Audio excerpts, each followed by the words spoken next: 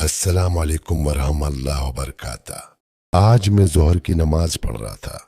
نماز کے دوران اچانک میرے ذہن میں ایک سوال آیا۔ شاید یہ دھیان ہٹانے والا ایک وسوسہ تھا، لیکن سوال بہت گہرا تھا۔ خیال آیا، اللہ تعالی تو ہر چیز پر قادر ہے، وہ صرف کن کہہ دے تو چیز وجود میں آ جاتی ہے۔ پھر انسان کو بنانے کے لیے اتنا پیچیدہ نظام رکھنے کی کیا ضرورت تھی؟ دل کیوں بنایا؟ خون کیوں بنایا؟ خون کی نالیاں کیوں بنائیں؟ پھیپھڑے، جگر، گردے، دماغ، اعصاب، ہڈیاں، خلیے، یہ سب کیوں؟ اللہ چاہتا تو ایک ایسی مخلوق بنا دیتا جو کسی غبارے میں ہوا کی طرح بس زندہ ہوتی۔ نہ خون کی ضرورت، نہ دل کی، نہ آکسیجن کی، نہ خوراک کی، نہ اتنے پیچیدہ نظام کی۔ تو پھر یہ سب کیوں؟ اور اسی لمحے میرے ذہن میں اس سوال کو دیکھنے کا ایک دوسرا زاویہ آیا۔ میں نے سوچا، میں جس چیز کو سوال سمجھ رہا ہوں شاید اسی کے اندر جواب موجود ہے۔ اللہ صرف قدرت والا نہیں ہے، اللہ کی قدرت کامل ہے۔ وہ صرف خالق نہیں، الحکیم بھی ہے، والعلیم بھی ہے۔ اللہ چاہتا تو یقیناً انسان کو کسی بھی دوسری صورت میں پیدا کر سکتا تھا۔ قرآن ہمیں بتاتا ہے، انما امرہ اذا اراد شیئا ان یقول له کن فیکون، یعنی جب وہ کسی چیز کا ارادہ فرماتا ہے تو اسے کہتا ہے ہو جا، اور وہ ہو جاتی ہے۔ سورہ یاسین بل 38۔ لیکن یہاں ایک بہت خوبصورت بات سمجھنے کی ہے۔ کن فیکون کا مطلب یہ نہیں کہ اللہ کی بنائی ہوئی چیز کے اندر کوئی نظام نہیں ہوگا، بلکہ وہ نظام بھی اسی کے کن سے وجود میں آیا ہے۔ دل کا دھڑکنا بھی اسی کے حکم سے ہے، پھیپھڑوں کا سانس لینا بھی اسی کے بنائے ہوئے قانون کے تحت ہے، خون کا جسم کے کونے کونے تک پہنچنا، دماغ کا پیغام بھیجنا، زخم کا بھرنا، ایک ننھے سے خلیے کا تقسیم ہونا، یہ سب اسی کن کے بعد قائم کیا ہوا نظام ہے۔ ذرا غور کیجئے، انسان اپنے جسم کو خود چلا بھی نہیں رہا۔ ہم سو جاتے ہیں لیکن دل چلتا رہتا ہے، ہم گہری نیند میں ہوتے ہیں لیکن پھیپھڑے سانس لیتے رہتے ہیں۔ ہمیں معلوم بھی نہیں ہوتا کہ اسی لمحے ہمارے جسم کے اندر کتنے کیمیائی عمل ہو رہے ہیں، کتنے خلیے کام کر رہے ہیں، خون کہاں کہاں پہنچ رہا ہے، اور دماغ کتنے پیغامات بھیج رہا ہے۔ جس جسم کو ہم اپنا کہتے ہیں اس کے بیشتر نظام کو ہم شعوری طور پر چلا ہی نہیں سکتے۔ سبحان اللہ۔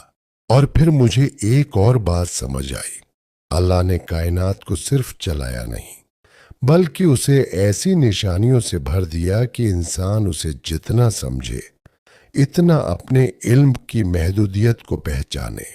قرآن کہتا ہے، سَنُرِيهِمْ آيَاتِنَا فِي الْآفَاقِ وَفِي أَنفُسِهِمْ، ہم ان قریب انہیں اپنی نشانیاں آفاق میں بھی دکھائیں گے اور خود ان کے نفسوں میں بھی۔ سورہ فصلت 33۔ غور کیجئے، اور خود ان کے اندر بھی، یعنی انسان خود بھی ایک نشانی ہے۔ اسی لیے سائنس جب انسانی جسم کو سمجھتی ہے تو وہ اللہ کی قدرت کو ختم نہیں کر رہی ہوتی، وہ دراصل اس نظام کے مزید پردے کھول رہی ہوتی ہے جسے اللہ نے قائم کیا۔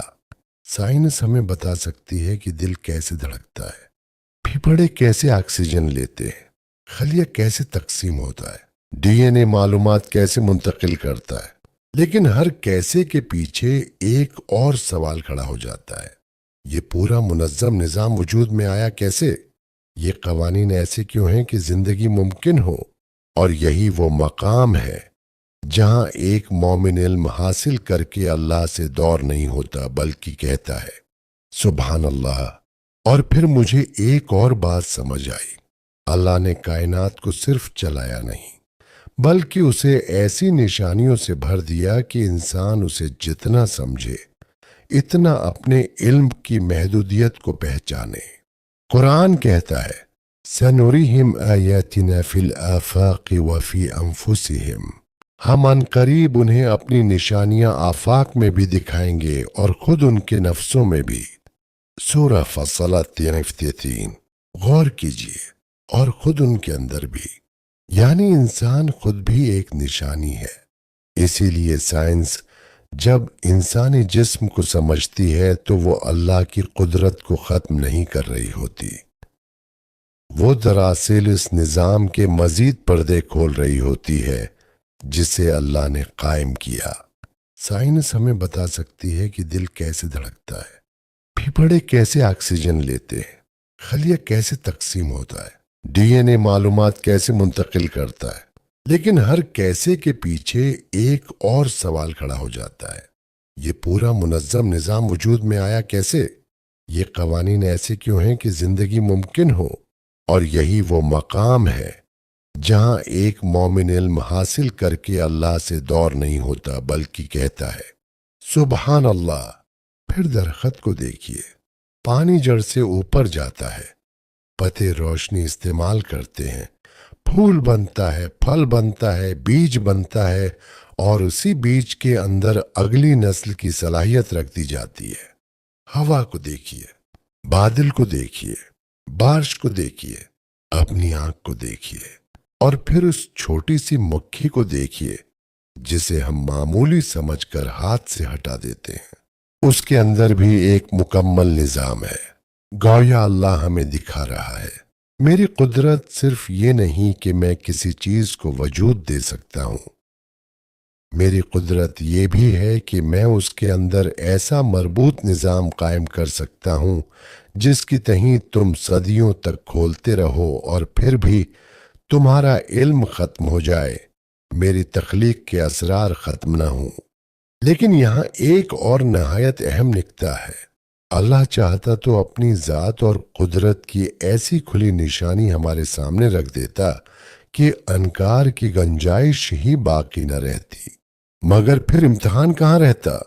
یہ دنیا دارالامتحان ہے، یہاں نشانیاں موجود ہیں، عقل موجود ہے، وحی موجود ہے، مگر انسان کو سوچنے اور اختیار کرنے کی مہلت بھی دی گئی ہے۔ قرآن کہتا ہے الذی خلق الموت والحیاة لیبلوکم ایکم احسن عملا، وہ جس نے موت اور زندگی کو پیدا کیا تاکہ تمہیں آزمائے کہ تم میں کون بہتر عمل کرتا ہے۔ سورہ الملک 2۔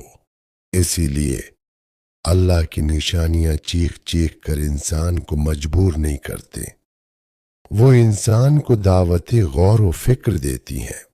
کوئی انسانی جسم دیکھ کر صرف بائیولوجی دیکھتا ہے اور کوئی وہی جسم دیکھ کر کہتا ہے فتبارک اللہ احسن الخالقین، بس بڑی برکت والا ہے اللہ، سب سے بہترین پیدا کرنے والا۔ سورہ المؤمنون 14۔ اور میرے لیے آج نماز میں آنے والے اس سوال کا خوبصورت پہلو یہی تھا۔ سوال آیا تھا کہ اللہ نے اتنا پیچیدہ کیوں بنایا، اور غور کیا تو محسوس ہوا یہ پیچیدگی اللہ کی قدرت پر سوال نہیں بلکہ اسی قدرت کی ایک نشانی ہے۔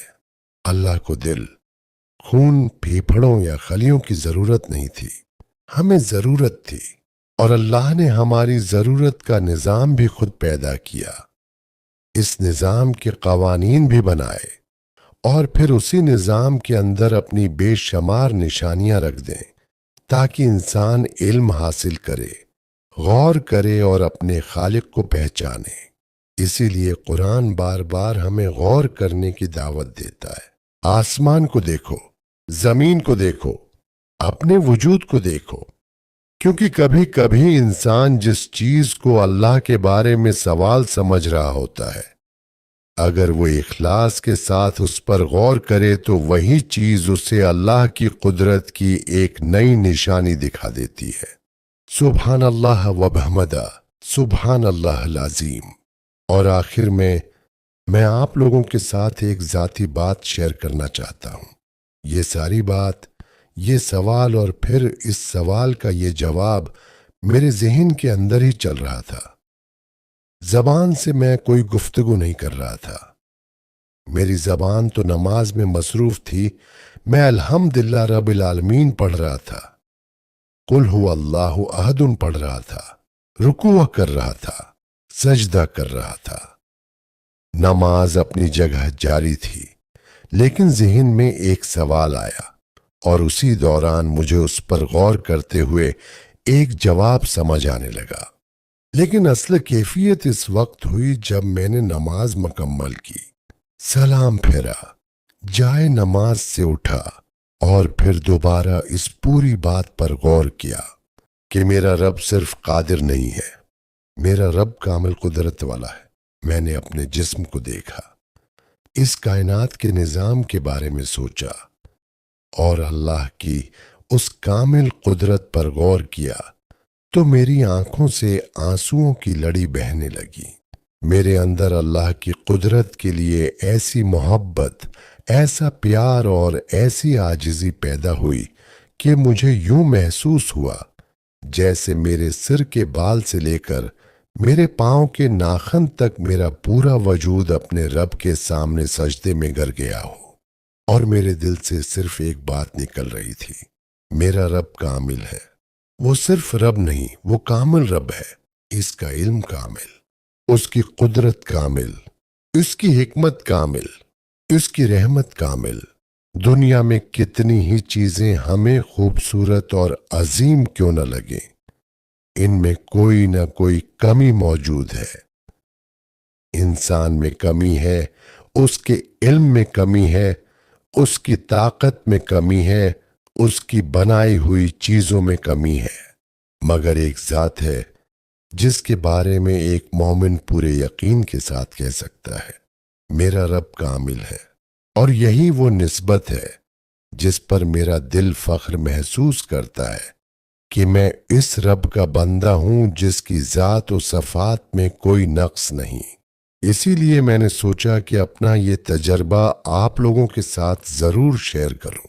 इसलिए नहीं कि हर इंसान को नमाज में यही कैफियत महसूस होगी, ज़रूरी नहीं।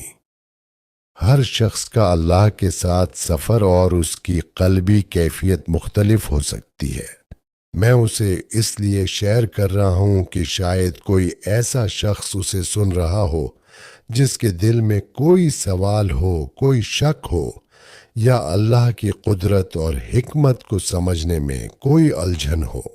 मैं सिर्फ उससे इतना कहना चाहता हूं, अपने रब को पहचानिए, उसकी तख्लीक पर गौर कीजिए, अपने जिस्म पर गौर कीजिए, आसमान पर गौर कीजिए, जमीन पर गौर कीजिए।